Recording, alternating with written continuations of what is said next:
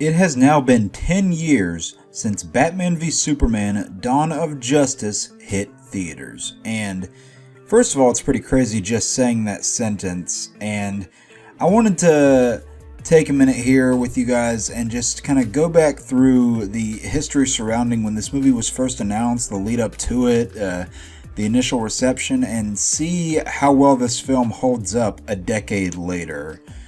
And I remember the Comic-Con announcement when they first announced that this film was happening back in July of 2013. There were a lot of other things happening at Comic-Con that year, and even the title of the Avengers 2 movie, Age of Ultron, was released at that same Comic-Con. Yet all the talk from the event that year was about the Batman-Superman crossover movie. And they didn't even do anything other than announce that it was happening. That's how much buzz this film got when it was first announced. We didn't know that it was going to be a Batman versus Superman movie, just that it was going to be the two of them meeting on screen. I think the title got revealed about a year or so later, if I recall.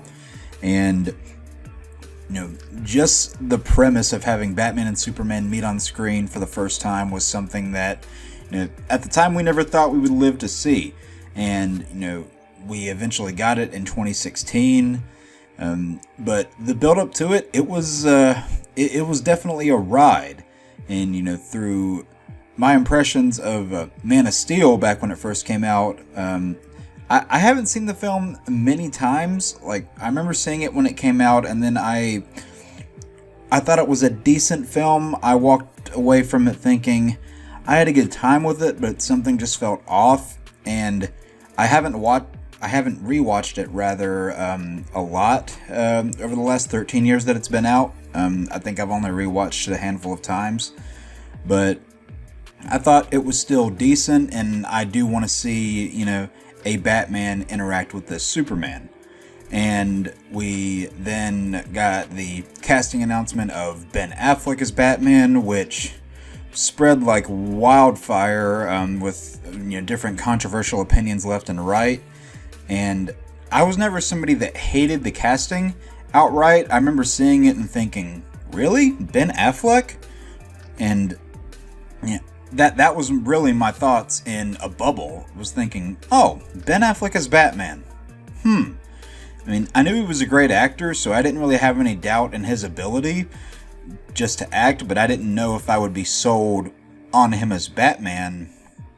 And then this picture came out that you're seeing on screen of Ben Affleck in the costume standing next to the Batmobile, and I was kind of won over instantly by that picture, because finally in live action for the first time we had Batman in the gray suit, the black cowl that's part of the cape. And in my opinion, this is still the best Batman has ever looked on film. And even though I have a lot of nostalgia for Michael Keaton's Batman, because it's what I saw growing up, I'd still say that Ben Affleck is arguably my favorite Batman that we've gotten on screen. I haven't loved every project that he's been in, but he is my favorite depiction of Batman that we've gotten on the big screen. And I think it's sad that we won't be getting more of him. And when this movie came out, I think that, going off of the first viewing and even still all these years later, the thing I enjoyed the most about this film was Ben Affleck as Batman. Whether you have, the Bruce Wayne side, who you see that he cares for his fellow man, like in the opening of the film, whenever he rushes into the debris to help civilians, which... Side note there, I love that this film, one of the opening scenes, is the climax of Man of Steel from Bruce Wayne's perspective. I really like that all three of Zack's DC films do that, where you have Bruce Wayne seeing the fight between Superman and Zod, and him trying to help the people that are there. And it's been said that the 9/11 feelings that the opening gives off was definitely an intentional choice, and you could really feel that in just the way that the scenes were shot. And I like that we got again a Bruce Wayne that was interacting with the public, was caring about his fellow man, was trying to make the city a better place. This was an experienced Batman, which we hadn't really seen on film before. We had always seen him kind of near the start of his career, or, with Bale, we saw him start his career as Batman, and then when we get into the third movie, it's been an 8-year time jump, so during those 8 years he was inactive, so we hadn't got to see an experienced Batman on screen before, and to this day, Ben Affleck is still the best depiction of that we've gotten. This was a Batman that had 20 years under his belt. He had had a lot of loss, a lot of tragedy. We see that he had lost a Robin, which was later revealed to be Dick Grayson, and even though I didn't really like that, which I'll touch back on that later because it relates to another topic I want to get to about Batman, I wasn't a fan of them going that route, but that's just a personal thing. I know some people it didn't bother, and it's just not the way I would have gone, but again, that's just me. And, I like that we got to see the detective side of Batman. You see him working out, mysteries in the Batcave, putting, these different puzzle pieces together regarding, Wonder Woman's identity, the bits of kryptonite that Lex Luthor is searching for, and, learning Superman's weaknesses and the best way to fight someone like that. Because, when Superman was introduced into that world, it was the biggest thing that had ever happened to them. And, I really like how you got to see kind of the everyday person's view of Superman through the eyes of Bruce Wayne, and the parallel between them is something I really enjoyed. Also, the choreography in this movie I think is top-notch. The warehouse fight scene has often been described as one of, if not the best live-action Batman fight sequence ever, which I think it has yet to be topped in my opinion, even though there have been a handful of good ones. I just think that that is Arkham Batman come to life, if you ask me. And then, I like his relationship with Alfred. Jeremy Irons as Alfred himself, I'm kind of in the middle on. I don't love his Alfred. There are other ones that I definitely favor, but I don't think he's a bad Alfred necessarily.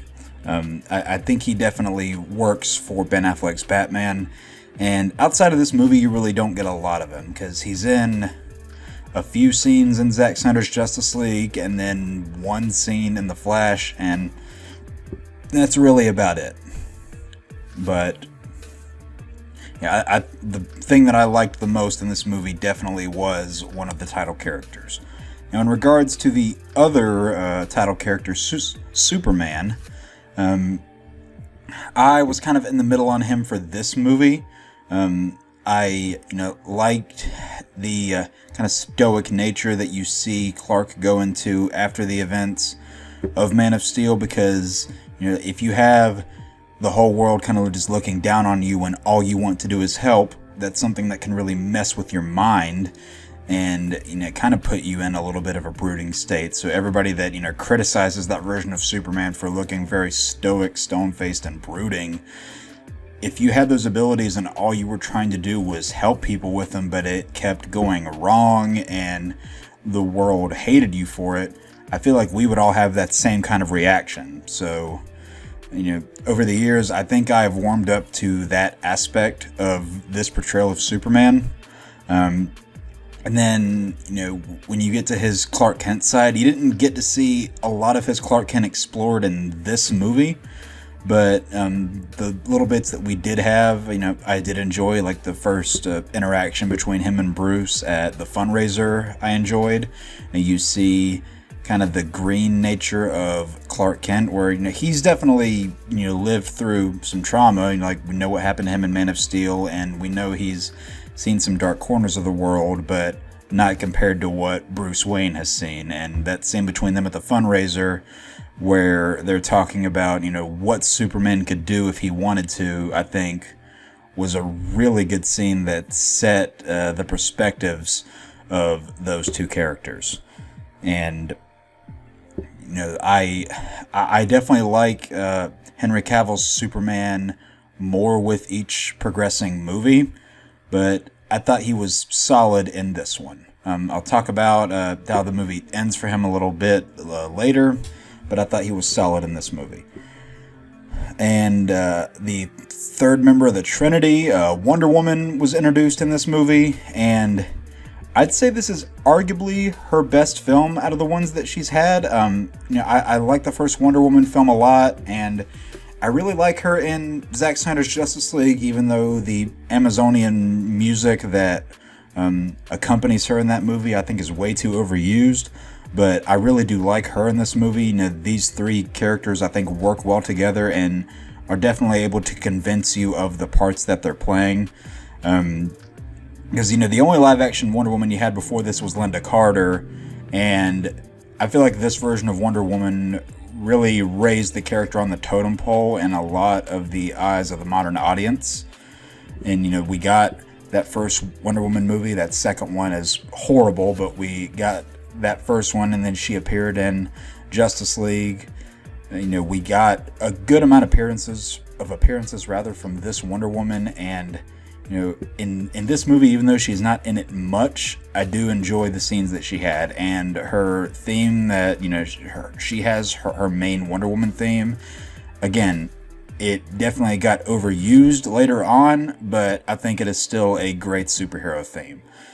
And the next thing in this movie that I'll go over is admittedly one of the characters I didn't like too much, and that's Lex Luthor. Now, I know there are some people that like this depiction of Lex Luthor. A lot of people, tear this version apart.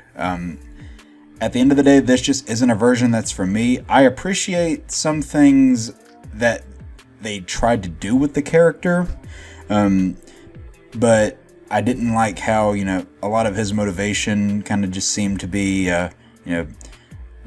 seemed to just stem from the fact that he has daddy issues, the fact that his dad just, smacked him around, and then he just grows up to hate everybody. And he also, in my opinion, talked a lot more than Lex Luthor typically does. Like, he just talked a lot and had a very, kind of quivering nature in the way that he talked, and that just, to me, didn't feel like Lex Luthor. And the big master plan that Lex Luthor has in this movie that results in the creation of Doomsday is another thing I didn't really like in this movie. And I don't even mind the way that Doomsday was created by using a dead Kryptonian body, because that's been done in other media before and it's worked. But just how ugly he looks in this movie, he essentially looks like Doomsday stripped of all his defining features. And considering the high budget for this movie, I just really thought he could have looked a lot better. And as far as other characters, Lois Lane, I was kind of indifferent on. I didn't really like Amy Adams' Lois Lane until Zack Snyder's Justice League, which is ironically the movie that she's featured in least out of the three. But she's kind of here or there for me with this one. I don't love the character. I don't hate the character either. She's just kind of there. But another part of this movie that really got a lot of controversy when it first came out was the fact that Batman kills people, whether directly or indirectly. And even though, like I said earlier, the whole aspect of Batman killing, there are different iterations that have done it. Every live-action version, except for Robert Pattinson, as of yet, has done it at this point, whether directly or indirectly. But even though I mentioned earlier that I wasn't a fan of Dick Grayson being the dead Robin, the fact that he ended up being the dead Robin in this movie makes Batman killing a lot more believable, because it's been said in several media, whether you're talking about a comic book, to where a character like Jason Todd has asked Bruce Wayne, if someone killed Dick Grayson, if it was Richard who died and not me, would you cross the line and kill? And Bruce has repeatedly answered yes, he would. So even though I didn't like the fact that Dick Grayson was the dead Robin in these movies, the fact that he was the dead Robin definitely explains Batman's murderous nature. So, I'm kind of here or there on the way it was implemented, and even though I didn't like what caused it, I admit it does make sense when you look at who Batman's character is. Other characters that I wasn't the biggest fan of. Jimmy Olsen is honestly, I feel, just a really outdated character in a lot of Superman media because you have adaptations that either barely use him, like Superman and Lois, change him drastically, like the Arrowverse, and this movie kind of did both. They barely used him and they changed him drastically because he's an undercover CIA agent and he's killed off in his debut scene. Not even his debut movie, his debut scene. So he is down and out very quickly. And again, he's just a character that I haven't really cared much for in quite a long time. There aren't really many versions that I go for. So not necessarily a character that I needed to be there, but I just find it interesting how quickly he was taken out of the movie after being brought in. And another thing that, really got people talking was the whole Martha sequence, which I didn't mind that sequence. I really didn't, because of how crazed and demented and murderous this Batman is. That moment of weakness where he sees Superman begging for his mother, and that to me was Batman's way of seeing that, hey, this guy is more than just an alien. Like, maybe on some level he's as human as I am because he's trying to save his mother. And a lot of people just love to make fun of the fact that, oh, they're friends because their moms have the same name. No, I think there's a lot more to it than that. Batman sees Superman as more than just this powerful alien, sees him as a genuine person with, feelings, heart, empathy, people that he cares for. And, I think Batman really showed his understanding of that by going to save Martha. And he even says when he saves Martha, he addresses himself as a friend of Superman, which, people can say came a little too quick, but I don't know. I didn't mind that aspect of the movie. I really didn't. Another aspect of the film that was pretty controversial was the fact that Superman dies in his second movie. And, I kind of had a sneaking suspicion that as soon as that one trailer for the film revealed Doomsday, that they might kill Superman in this movie. I had that suspicion going in, and that ends up being what happened. And I don't know, for that story to really land for me, I felt like we could have used a lot more time with that Superman.